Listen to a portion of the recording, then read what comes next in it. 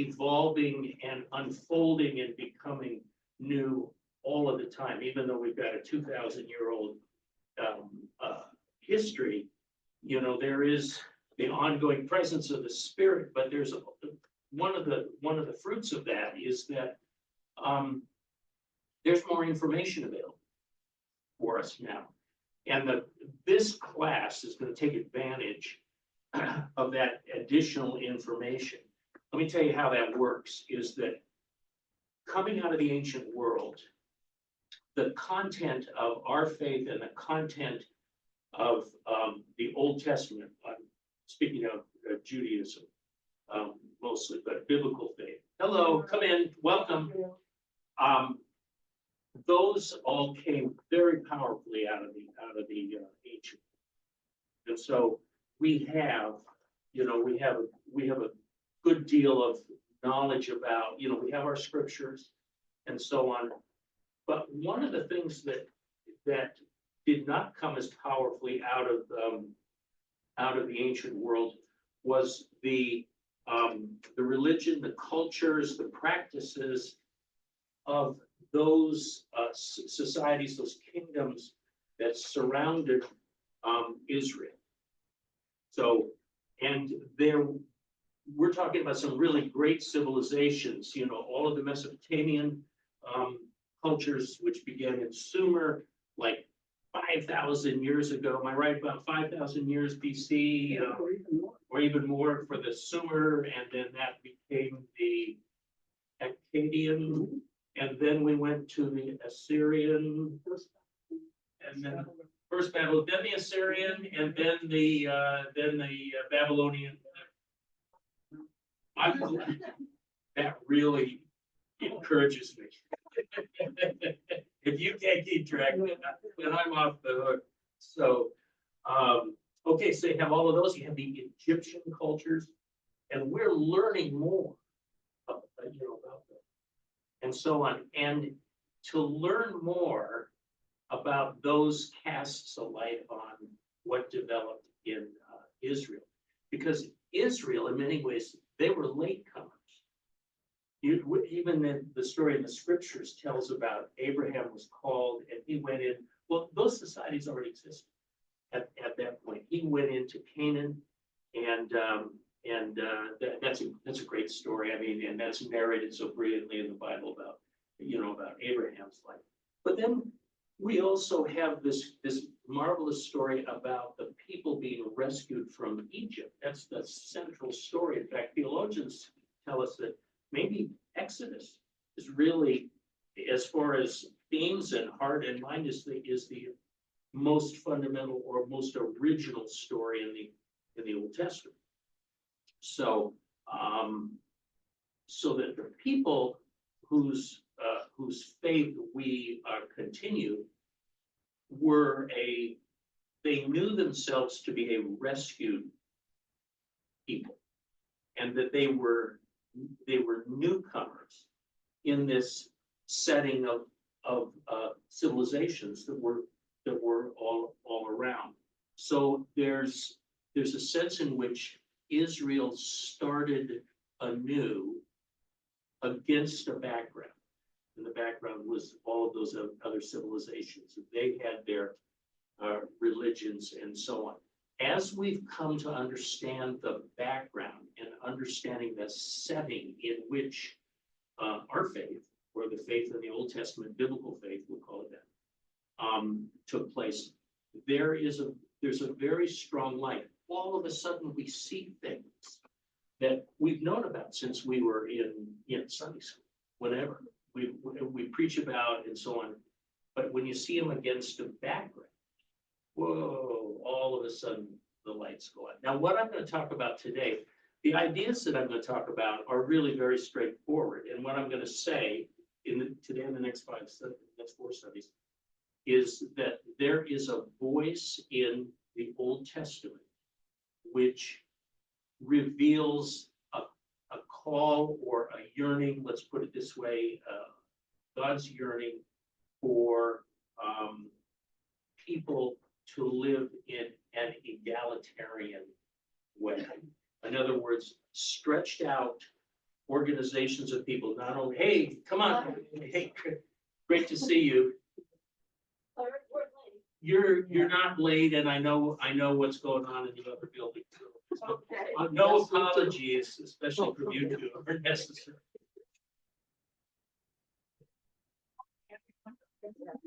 Good morning to you. Yes, Katie.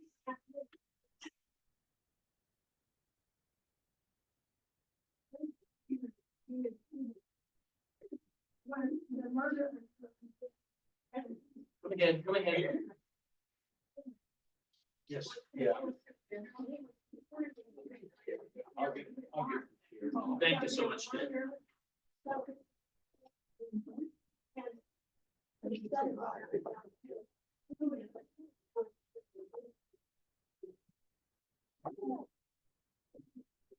Right.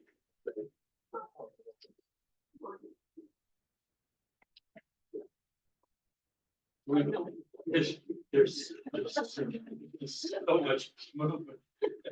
It's hard for me to pay attention to Kate and Abel when Barbara's moving in the reach. Okay. Right. So this whole issue of things like, let me share with you something that I have found useful. Just this goes through all Bible studies. Joe has heard me probably say this, doesn't that? Joe, by the way, is a parishioner. He and I were good friends in LaGrange, and did a lot of things together, including starting ministry together. And we've continued to communicate. And they travel in Florida, so we see him as well. Joy, and so Joe continues as a long-time Bible studier with my ministry. So I'm honored that he's continuing.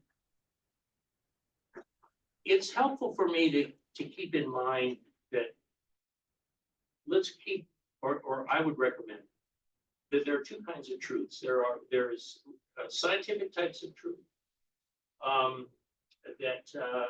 that I think we need to take very seriously. And then there is revealed truth. And holding those as separate and keeping them, there's a whole range of truths that the Bible wants to teach us, truths about ourselves, truths about life, truths about God. Those are good. And they may not always comfortably harmonize with scientific truth. And I think it's our responsibility is to not attempt to dispense with either one. We're just going to have to hold in our minds, that the whole setup in life is that we know things that are revealed that God has given to us, and we know things that are scientifically true. Ultimately, I think that they all work together, but we may not know exactly how that's going to work right in any given moment. All right, I want to press on because I want to have as much discussion as. Yes, please.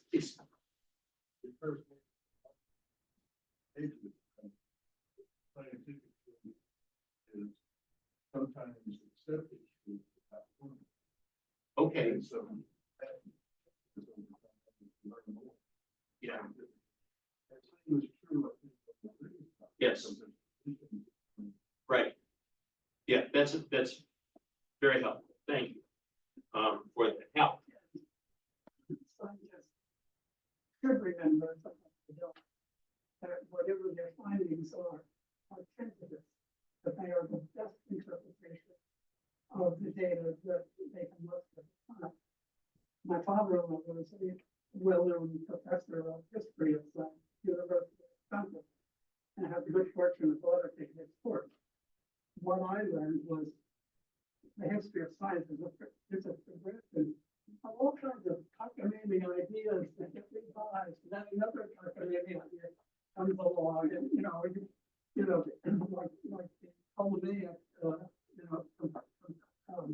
conception of the universe. Ptolemaic is Egyptian. Yeah, but you have I have heard of that, actually. They believe that light propagated. Yeah. And so, sometimes I humorous. It's the last. The exact same thing can be said. I can speak for the theologians. The exact same thing is, I'm hearing theologians who I greatly admire, who are saying that if our faith is in stark contradiction to scientific truth that we know is true, then it's the responsibility of theologians to change the religious faith rather than have a campaign to try to change the scientific faith.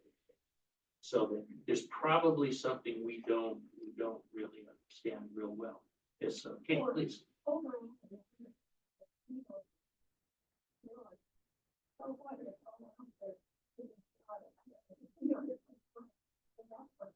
That's what's important. For now, we see it. Thank you. Yeah, see, the discussion's better than the planned curriculum. So speak out, don't, let's dispense with raising hands, just speak, and we'll do it. All right, the overall plan of the class, and you'll see this on your sheets, you'll see this, mine's a different color than yours, but the first graphic at the top, that's going to govern everything that we say in the next 4 or 5. You didn't get one. Oh, we got some down there. Okay. This is available.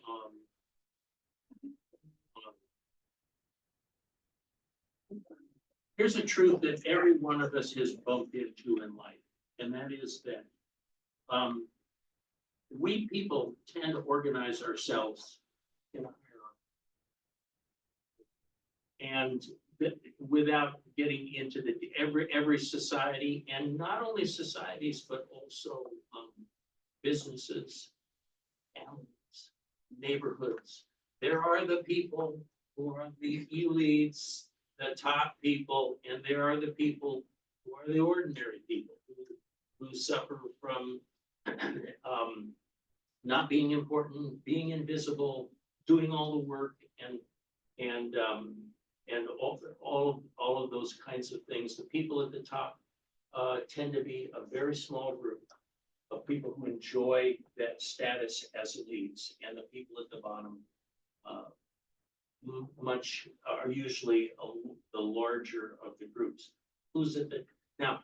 This is not only about societies, but these things are ringing in our ears at this point in our history, in our own lifetimes, in this current election, where we have a poll about half the country is thinking that they're not at all happy with the empowerment of women. They're not at all happy with the idea that all of these ethnic minorities are coming in and now enjoying having a voice and participating in the economic franchise of the United States and those kinds of things.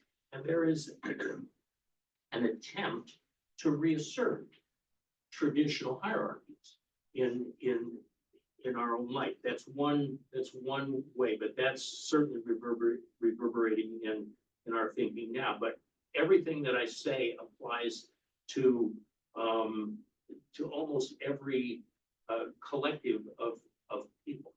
So a couple other things about these is that the elites tend to dominate and have, particularly in societies, tend to have the power. Usually the military, if we're talking about a nation or a society, is under the control of the elites. The say-so about things, the who dominates the truth, that's at the top, and the elites dominate that. Intellection, that is information, knowledge, and wisdom, tends to be dominated by the elites, and religion tends to be dominated by the elites. The priests are in the class, or the clergy, or whatever the specifics are. On the lower part, the commoners are invisible. they tend to do the scut work of the society. And there are other things about they have low status, not much for financial, they don't hold wealth where the elites do hold the wealth, and so on. And there is, generally speaking, a kind of flow of good things from the larger commoner class. There's a flow of tribute that will go from that class into the elite class. Okay, yes, please.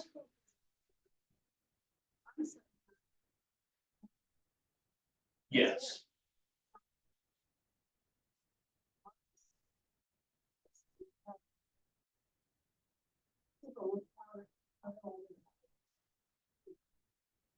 Right. Okay, I think that's right. Specific societies may have gradations. It may not be just elite. It's not like there's a two-stage society. This is a schematic trying to describe all human collectives. They tend to be on a continuum. The elites have these characteristics. The commoners have these characteristics. And then you're right, there are gradations in the middle, and we all have a great deal of pride in our middle class. There's a lot that has happened. And as you talk about that, there are a lot of things in the American founding that we as a nation came into being at a particular political moment when a lot of these principles that I'm going to talk about in this class seemed to be freshly discovered. So that the idea of having everybody part of the franchise, having everybody able to work and having a vote and those kinds of things, these are things about our life that we take pride in. And these are things that other nations have copied in the modern world and so on. So what you're saying is exactly right. What I'm going to do in this class is locate some of those principles, egalitarian principles, in the Bronze Age, okay, in Israel, and that they're enshrined in the Bible. That's the lesser known aspect of what we're doing. Am I making sense? Because if we find them in the Bible, then we can begin to realize that they enjoy divine sanction, divine legitimation. They arose at a time when the world did not believe that all persons were created equal, that everybody mattered. So Aristotle himself said, some are destined to rule and some are destined for service. And so that was enshrined in the bed. Nobody even imagined that there could be anything where there was an even-handed treatment of all people. Now, what I'm going to say here, this is, and I'll say it again at the beginning or repeat it through these classes, is that there's a voice in the Old Testament that wants to push the elites down into the condition of the common, and push particularly those who are common and who are the laborers, who are the invisible, who are the ones who don't have access to knowledge or money or religious legitimation. Those people are being pushed out. So we're not talking about the elimination of leaders. We're not talking about, that there aren't going to be scholars and people who are less learned. But we are going to say that there is a dynamic that exists in our faith that wants to bring humanity, all people, into a kind of peership. Everybody matters. And it's good to review that, and that truth is actually reemerging. That's what I want to talk. I'm going to shift gears, and then we'll discuss.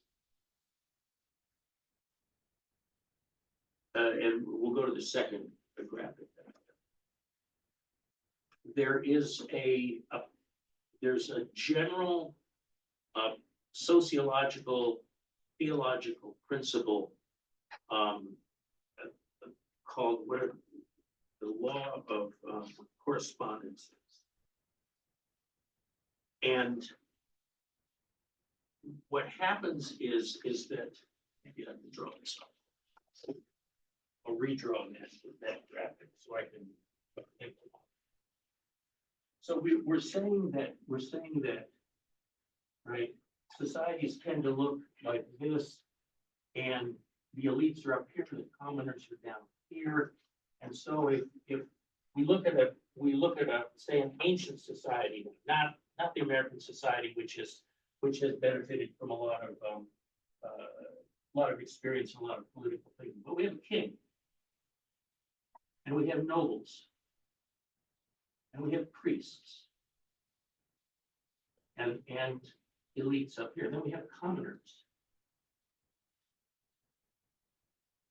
And this may take all kinds of forms. These may be laborers or slaves. Soldiers, yeah. What soldiers? Yeah, the cannon fodder, you know, the people who are supposed to go and battle.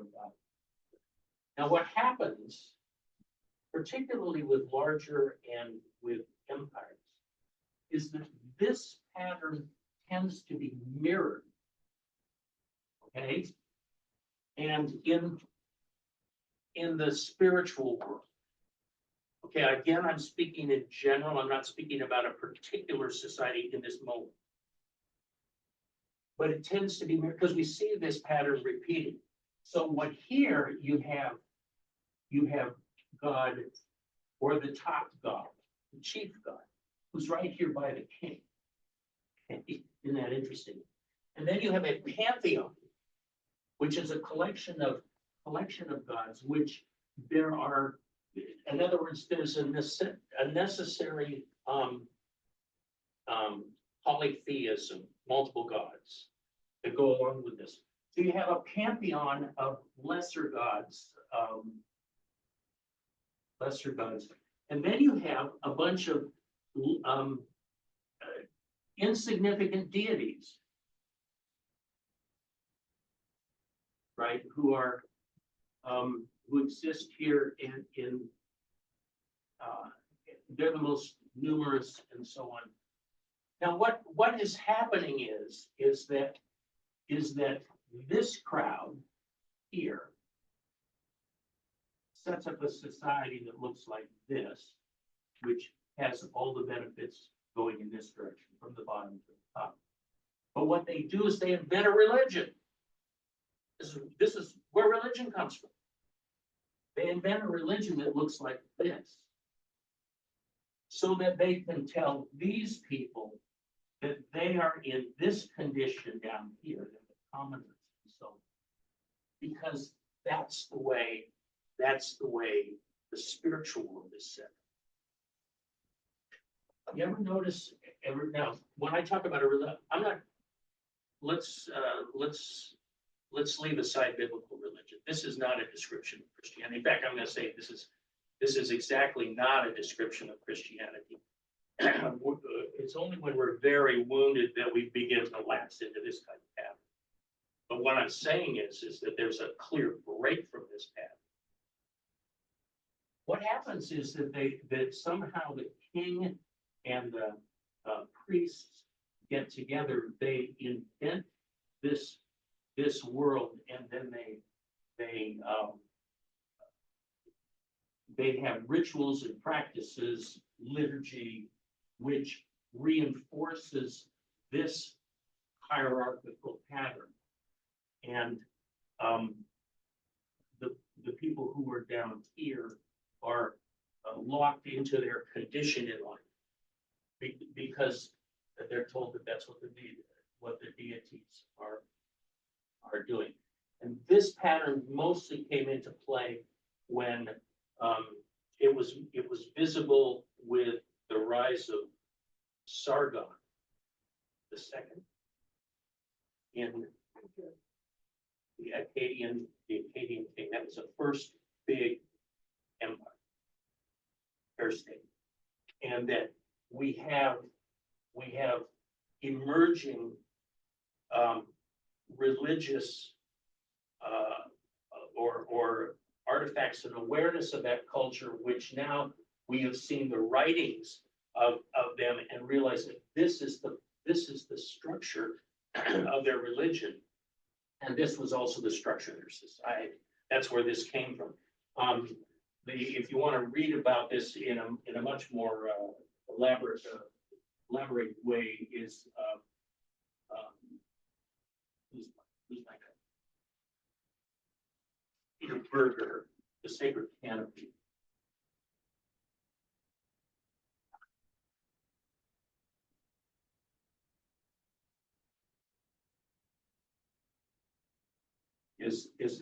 Gives the theoretical outlook here. So, and we'll call that the logic of correspondences. What do you think? Doug, I think this is very true of the world, if you take the world, the whole world. Today, It's structure. But I think like,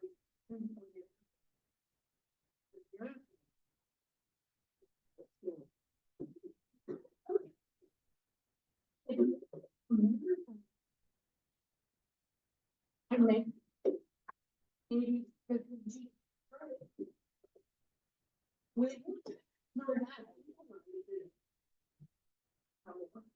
well, here's another. Is that if you have a different kind of religion, which is what happened, which was happened in Israel. You know, we read the story of Abraham leaving the Mesopotamian environment in Haran. He comes from Haran and he goes over to Canaan, and he exists there. And there arises in what we call Palestine or Canaan. There arose what later became Judaism. It was the religion of the Hebrew people. And in that religion, at length, they first understood themselves to be a rescued people. We're here because we got rescued from slavery in Egypt. We've been in the wilderness, and then God has brought us into this land, and we've set up a society according to God's desires, which are written into the laws. Here's another principle that I find very helpful. You know, you read all those laws in Deuteronomy and Leviticus and so on, and it's like, okay, if your neighbor's ox gets in a ditch on the Sabbath, do you have to help them out? And then we, of course, this goes right over our heads because my neighbors don't have oxen. So I think this is not going to become a problem. You know, for me, so why learn it? And you go on and on and on through all of these laws. But the laws, in fact, are, and I believe this now, are absolutely precious covenants. The laws are the ways that the people who are the descendants of the slaves who were delivered from Egypt can relive that deliverance. So obeying the laws is you walk out of the thrall of slavery to the Pharaoh. That is the core Jewish vision, and that plays out in many ways. We're going to talk about that later on. So we see in the laws that, for example, one of the 10 Commandments is remember the Sabbath to keep it holy. Well, that's liberation. It became oppressive by the time we get to Jesus. But for a slave people, who are working 24/7, and all of a sudden there's a law that you get a day off. So that's how they revisit that. The first commandment, you know, have no other gods before me. Well, down there, the only law the slaves had was do whatever the guy wanted. That's about it. Yeah. That's about it. But have no other gods before me. Well, that cuts out this whole mess. Okay, and then, and then all of that legitimation for your social situation, you're relieved from that. So that whole setup, is done. So, okay, so the people here are being told that they are essentially workers, okay? They're essentially slaves. That's what God wants of you in life. Now read Genesis 1:26 and 27. I have it on. Someone read it loud. And God said, "Let me do in time that makes the point that I like it. One can have the name over the fish, the over the birds of the air, over the cattle, over all the wild animals of the earth, over every creeping thing that creeps on the earth." That's the prestige that the king, and that's what they struggle to get. And in biblical faith, that's what's given to those at the bottom of society. Right? There's a royal aspect about being made in the image of God. Is that we share with God the creative work of God and the image and likeness of the one who made the whole world, and who then delegates to each of us as human beings what I would call a royal and divine co-creating status, so that see the great lift that comes. You see how that principle goes? Is that suddenly those at the bottom are greatly lifted by the.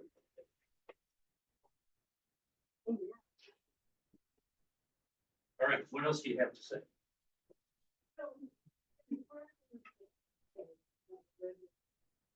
The capitalist society, so I remember the picture they have there. Because one time we go to grade school, you know, we're gonna go home. Now, if we do A, that, you're good, but then you work with kids and fun. And that kind of thing is really important to me. We grow up, and we've got to make it, you know, and so therefore, whatever it takes, you know, the church. And so, even though in America, my feels people who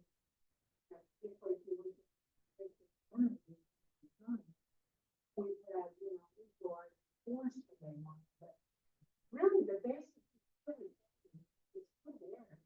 How do you overcome it? Thank you.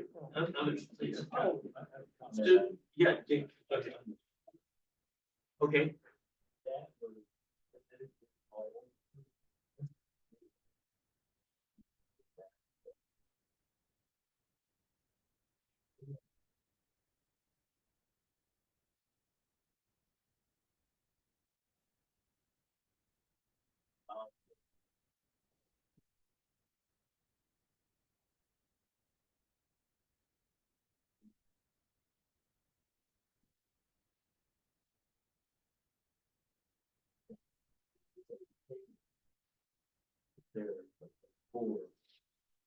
There's yeah, I think you're right in finding this. I don't know much about the Far East.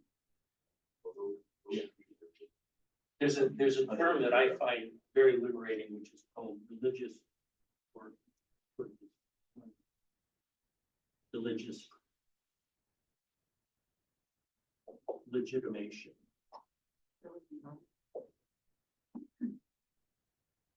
We're reading, for example, in the book club right now, let's see, Sarah's maybe the only other one in the room that you're reading.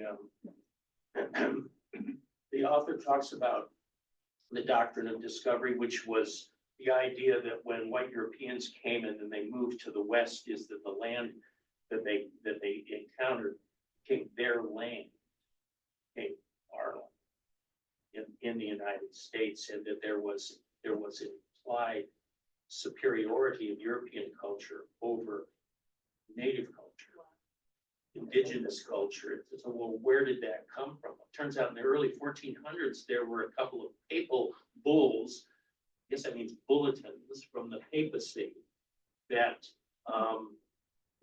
granted the lands to and that construed the stealing of indigenous people's lands as a form of Christian mission. So now we've got religious legitimation of, and that has continued. Now we forget about the papal bulls and we forget about the doctrine of discovery, but we continue to behave in such a way as if we've got a superior culture, which we are entitled divinely to steal other people's stuff, including their land, and to for their own good.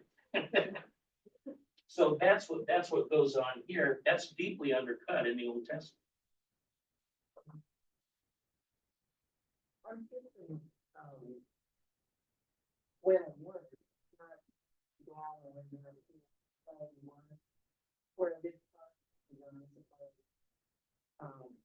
and now, I mean, that's.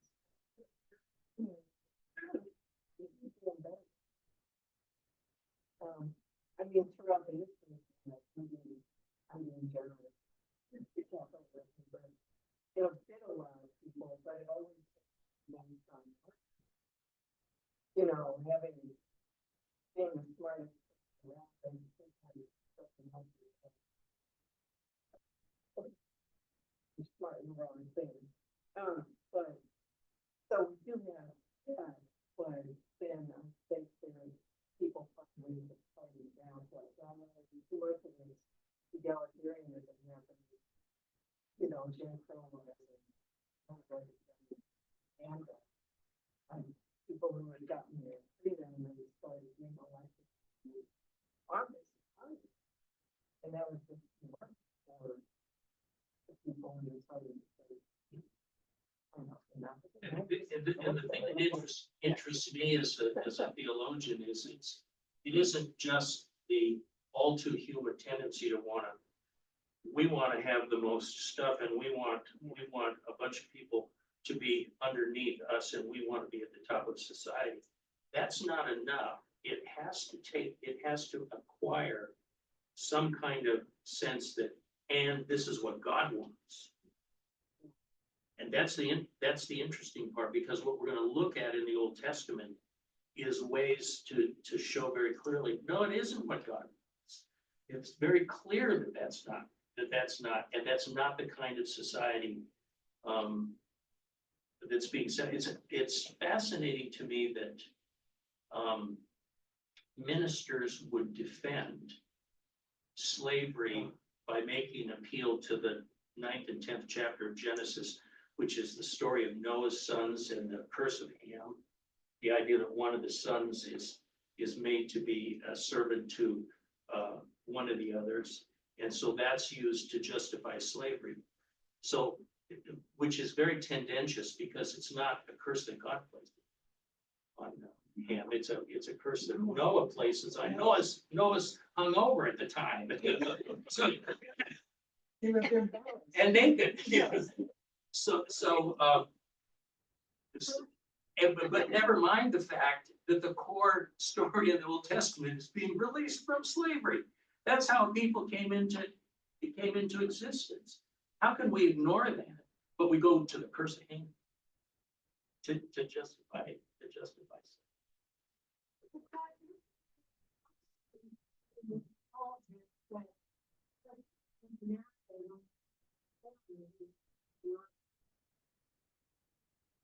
you know, the separate, independent,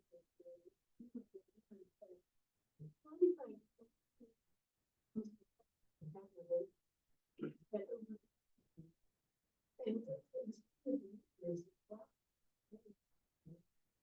Those laws.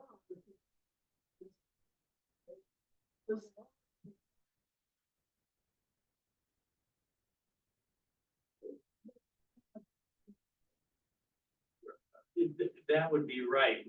In this class, we're gonna say some very good things about those.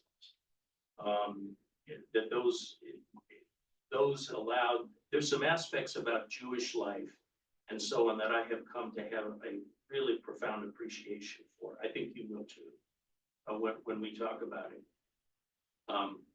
And as far as the founding of the United States, my impression is, and others of you may know more better than I do, is that when in the era of the Constitution, there was some very enlightened political philosophy that was going on, that had navigated into these same principles, I think, without benefit of the Old Testament. They would not have had the scholarship that we have now, and so on.